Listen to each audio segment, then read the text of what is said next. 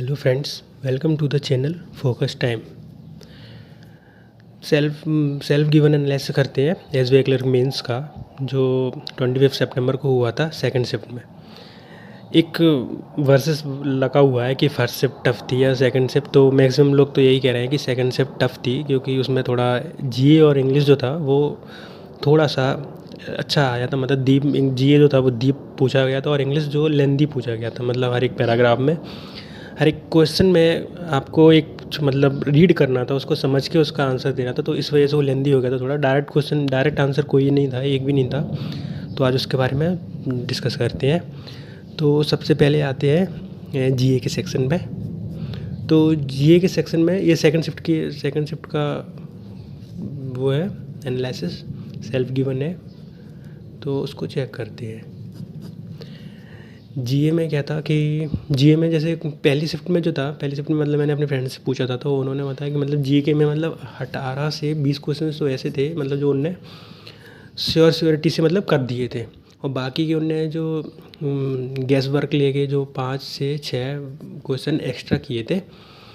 तो मतलब ये गैस वर्क तो लेना ही पड़ता है वो थोड़ा मार्क्स बढ़ाने के लिए। तो ये पहली शिफ्ट में हुआ था। लेकिन सेकंड शिफ्ट में क्या था कि यहाँ पे जो श्योर क्वेश्चंस थे वो 13 से लेके 15 तक रह गए, ऐसा था।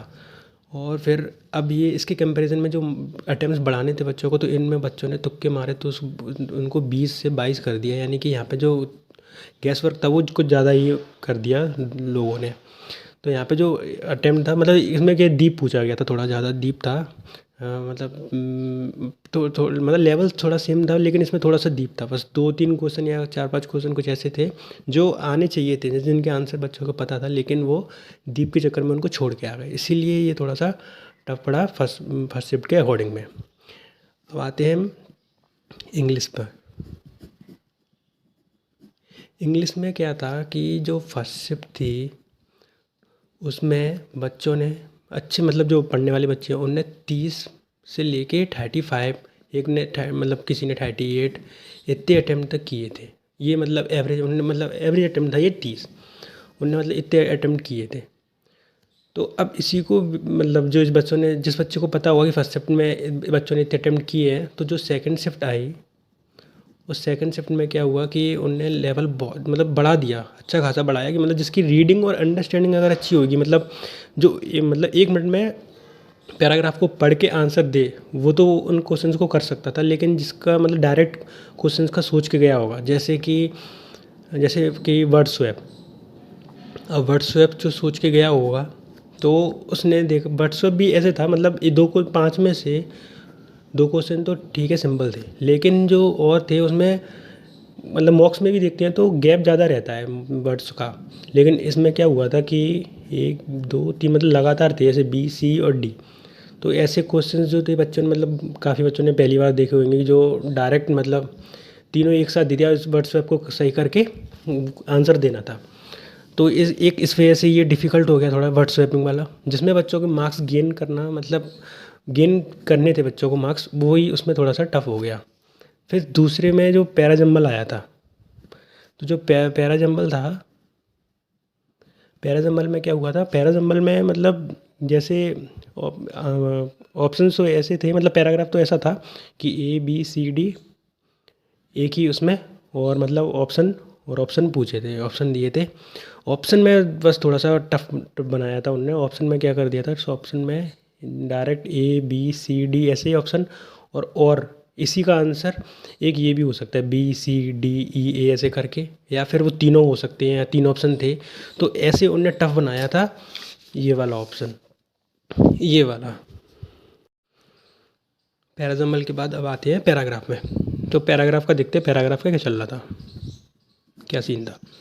पैराग्राफ में ये हुआ था कि पैराग्राफ तो पहली बार तो पैराग्राफ मैं पढ़ नहीं पाया था, क्योंकि टाइम बहुत बहुत कम था। आखिरी में पैराग्राफ आया था, आखिरी में। तो पैराग्राफ में ये देखा कि एक अगर ऐसा कोई क्वेश्चन है क्या कि मतलब डायरेक्ट जो बीच में से पढ़ के पैराग्राफ में और उसका आंसर दिया जाए अगर क्वेश्चन का, तो वो तो एक भी आंसर नहीं मिला, ऐसा आंसर तो कोई ना मिला। और अब रही बात, एक एंटोनिम सिनोनिम था उसमें, एक एंटोनिम सिनोनिम। अब एंटोनिम सिनोनिम भी ऐसे था एक क्वेश्चन में, जो वर्ड्स बहुत सिंपल थे एंटोनिम सिनोनिम के, लेकिन उसमें क्या लिखा था कि बोल्ड, अगर बोल्ड जो लेटर जो बोल्ड वर्ड्स लिखे हैं उनका आपको अपोजिट बताना है, और जो इटैलिक में लिखे हैं, जो इटैलिक में लिखे हैं उनका आपको सिनोनिम बताना है। अब मतलब आपको पहले ऐसे वर्ड्स ढूंढने थे उसमें, जो बोल्ड है वो इटैलिक है, फिर आपको उसमें ऑप्शन में जाना, तो मतलब 2 से 3 मिनट तो इस क्वेश्चन में लगते ही, जो मतलब बे टाइम देना था अच्छा खासा सिर्फ एक क्वेश्चन में इतने में, तो पैराग्राफ वो जो सिंपल दिख रहा था, तो इसमें बस इसको भी छोड़ना पड़ा ताकि आगे जाके दूसरा क्वेश्चन कर सकें। इसी चक्कर में ओवरऑल और एक वो क्लोज टेस्ट आया था। अब क्लोज टेस्ट भी ऐसा था कि क्लोज टेस्ट में मतलब एक क्लोज टेस्ट को पढ़ने के लिए, मतलब क्लोज टेस्ट के अगर आंसर देना है, 3 ऑप्शन थे इसमें A B C, इसको अगर आंसर देना है तो आपको उससे पहले एक पैराग्राफ पढ़ना था। अब उस पैराग्राफ को पढ़ने के बाद ही आप इनके आंसर दे सकते थे, तो वो ऐसा क्लोज टेस्ट था। तो मतलब इसको पढ़ो, 2-3 मिनट इसको लो, फिर 2-3 मिनट इसको लो, तो मतलब एक क्लोज टेस्ट के लिए 3 क्वेश्चंस के लिए भी इतना टाइम देना पड़ रहा था। इसी चक्कर में ये पूरा ओवरऑल जो इंग्लिश था उसमें अटैम्प्ट बच्चों की, मतलब एवरेज अगर अटैम्प्ट भी देखा जाए अच्छे खासे बच्चों के, तो वो 18 से 22 ही है। वो भी इनमें भी अगर गैस वर्क, मतलब इसमें गैस वर्क नहीं, लेकिन मतलब अगर श्योरिटी के क्वेश्चन ना हो, मतलब तो का इसमें मारा हो, तो इसमें बहुत है, हो सकते हैं इसमें भी। तो इसमें 18 मार्क्स या फिर 17 कह लो, 17 मार्क्स एवरेज हो सकते हैं इस इंग्लिश में। जाकि फर्स्ट शिफ्ट में बच्चों ने 38 के थे, तो उनके एवरेज मार्क्स अपन मान के चल सकते हैं 28 या फिर 25 इतना। तो ये इतना डिफरेंस क्रिएट हो रहा था, इस चक्कर में ये इंग्लिश थोड़ा टफ आया था।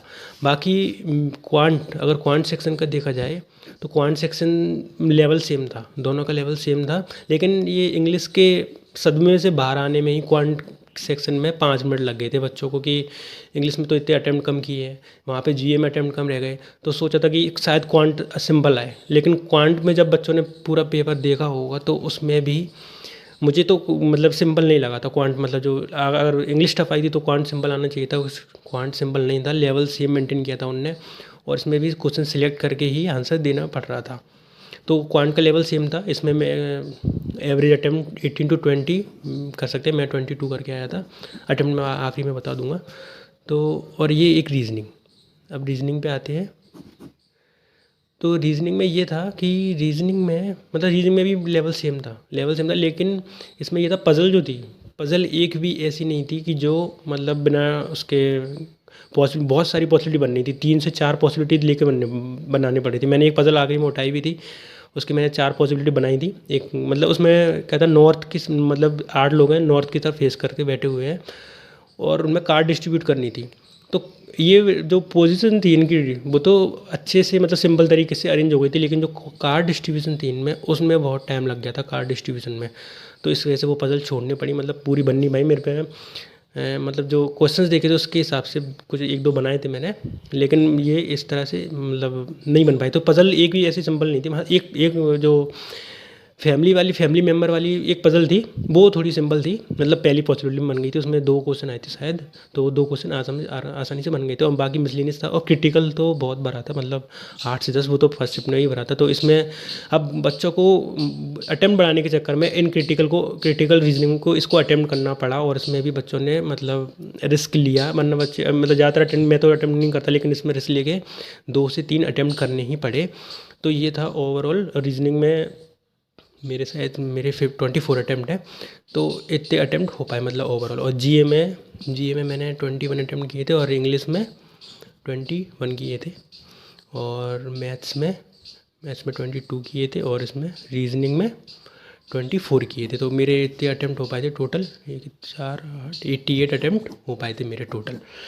तो ऐसा लेवल था, मतलब ये लेवल था। और जहाँ पे मतलब पहली शिफ्ट मैंने अपनी फ्रेंड से पूछा था फर्स्ट शिफ्ट वालों से, तो उनके जो मतलब मैक्सिमम मेरे 2-4 फ्रेंड्स थे, उनने यही अटैम्प्ट बताए थे। ये किसी ने 104, 105, 106 बताए थे एक ने। तो मतलब ये इंग्लिश की वजह से इतना डिफरेंस क्रिएट हुआ था, ज़्यादातर इंग्लिश की वजह से। तो कहाँ मतलब इंग्लिश में 22 अटैम्प्ट रह गए, कहाँ पे 35 अटैम्प्ट करने, तो इस वजह से सिर्फ इंग्लिश में अटैम्प्ट की वजह से ये थोड़ा सा टफ हो गया था सेकंड शिफ्ट। तो ओवरऑल रिव्यू देखा जाए तो मतलब जो बच्चे मतलब 60 to 70 भी अटैम्प्ट करके आए हैं सेकंड शिफ्ट में, तो सेकंड शिफ्ट में मतलब तो जो इनके मतलब अगर मार्क्स आते हैं, जो 60 अटैम्प्ट करके आए उनके 55 मार्क्स आते हैं, या फिर जो 70 अटैम्प्ट करके आए उनके 60 मार्क्स आते हैं। तो सेकंड शिफ्ट में मतलब अब ऐसा तो है नहीं, अगर फर्स्ट शिफ्ट वालों के हिसाब से अगर कट ऑफ जो 70 या 75 चली गई, तो इतने मार्क्स तो वो बढ़ाने से रहे, मतलब इतने मार्क्स बढ़ा सकते हैं या नहीं नॉर्मलाइजेशन में, तो ये तो पता नहीं, लेकिन ये जो 55 मार्क्स मतलब परसेंटाइल के हिसाब से थोड़ा थोड़ा वो होगा, परसेंटाइल के हिसाब से कट ऑफ बन सकती है। जैसे फर्स्ट शिफ्ट के बच्चे हैं तो उन्होंने अगर जैसे परसेंटाइल 95 परसेंटाइल ले ली, मान के चलो, तो 95 परसेंटाइल ली, तो अगर 75 पे ये ख़त्म हो गए तो यहाँ पे 75 ले लेंगे। और सेकंड शिफ्ट है, सेकंड शिफ्ट टफ है, तो सेकंड शिफ्ट में अगर वो 95 परसेंटाइल लेते हैं तो 95 परसेंटाइल लेने, अगर वो 60 तक ख़त्म होती है तो 60 मतलब 60 कट ऑफ तक चले जाएंगे बच्चे। और या फिर अगर वो 55 पे आती है 95 परसेंटाइल तो इतने बच्चे सेलेक्ट हो जाएंगे। तो मतलब ओवरऑल परसेंटाइल और जो अभी थर्ड शिफ्ट जो मतलब जो 4 मार्च को जो पेपर होना है वो अभी उसको भी लेके मतलब थोड़ा वो टफ आता है या सिंपल आता है, उसको ओवरऑल रिव्यू लेके मतलब तब कट ऑफ बताई जा सकती है। लेकिन ये परसेंटाइल में आना ज़रूरी है सेकंड शिफ्ट वालों को, जितने अगर कितने भी मार्क्स आ रहे हैं उनके। और जो तुक्के तुक्के मारने पे नॉर्मलाइजेशन में कोई अंतर पड़ता है क्या, वो देखते हैं। तो देखो, तुक्के मारने पर नॉर्मलाइजेशन में नहीं, अगर आपको तो बस सिर्फ परसेंटाइल में आना है, अगर कितने तुक्के मारे हैं, लेकिन अगर आपके मार्क्स अगर परसेंटाइल में आते हैं तो नॉर्मलाइजेशन से कोई तुक्के से कोई फ़र्क नहीं पड़ता है, ये बात तो फैक्ट है, उससे कोई फ़र्क नहीं पड़ता। लेकिन आपको परसेंटाइल में आना पड़ता है। तो तुक्के इसलिए कहते हैं कि मतलब अगर मतलब ज़्यादा लगाए हैं तो इस परसेंटाइल में नहीं आ पाओगे, तो इसलिए नॉर्मलाइजेशन में भी नहीं आ पाते, इसलिए उसको कहते हैं। बाकी परसेंटाइल में आना है आपको। तो देखते हैं फिर कट ऑफ क्या जाती है। और मतलब तो सेकंड वाला में टफ आया है, तो ऐसा नहीं है कि फर्स्ट शिफ्ट वाले ही जो मतलब सेलेक्ट हो जाएंगे और ये सेकंड शिफ्ट वाले रह जाएंगे, ऐसा नहीं है। परसेंटाइल के हिसाब से वो देखेंगे, तो परसेंटाइल के हिसाब से कट ऑफ निकालेंगे ये लोग। और अभी तो ये एक शिफ्ट और होना बाकी है, तो उसके हिसाब से बाकी ओवरऑल देखते हैं कट ऑफ क्या जाती है।